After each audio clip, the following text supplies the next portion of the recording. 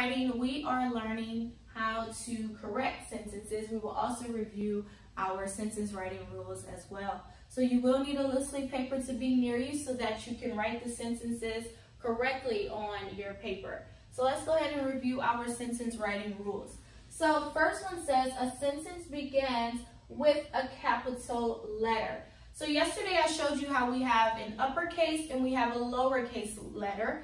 And whenever we are forming or creating our sentences, when we start to write it on paper, one of the rules said that we have to begin it with a capital letter, meaning the very first letter of our sentence has to have a big letter, a capital, an uppercase letter. Like I did here, I put the capital A before I began writing the rest.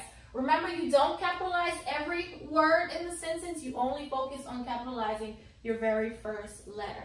The next rule said a sentence ends with a period. We finish all of our sentences with punctuation, and in this case, it's called a period. It's a dot. Remember, you don't have to put a big dot and not too small, but a nice size dot that you can see at the end of your sentence. If we don't put a period, that means the sentence is not finished. We could add more, and the sentence will be considered wrong. So, rule number one, make sure to start with the capital letter and make sure to end your sentence with the period. You have to have both in your sentence in order for it to be a complete and correctly written sentence. So let's go ahead and practice these sentences. So I will go over it. After I go over them, I would like you, the ones that were wrong, to write them correctly on your loose leaf paper. So let's begin with number one. So it says, Ben will kick the football. Ben will kick the football. So look at the sentence good, examine it. Make sure it follows both rules.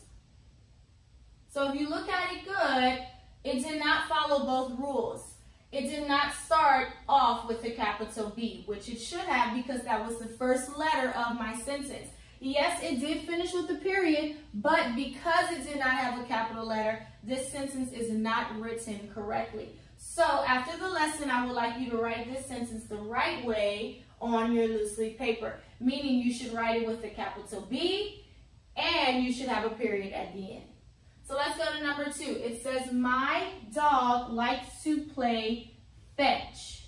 Again, my dog likes to play fetch. Look at this sentence. Check to see if it has a capital letter and a period. If you looked at it really good, you would see that yes, it has a capital letter, but there is no period at the end of this sentence. That means this sentence is not correct.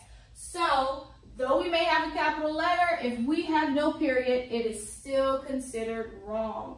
So again, on your loose leaf paper after the lesson, I want you to write this sentence the correct way, meaning you will add a period to the end.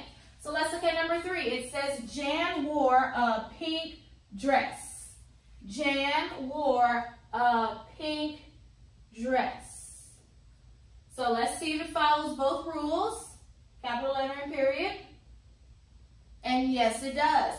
It starts with the capital J and it finished with the period. So this sentence is good.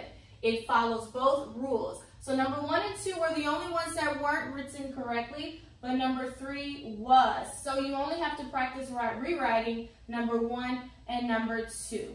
So that is what you can do after the lesson today. For a challenge, instead of writing number three, you can create your own sentence today with the capital letter and a period. It doesn't have to be a long sentence. It can be pretty easy, a pretty basic sentence. But if you want to challenge yourself, try to create your own sentence for number three. So that is our writing lesson today. We reviewed our rules, and now we can see a sentence and we can correct what is wrong in a sentence. So this is what we will do also on tomorrow. So that is writing lesson today.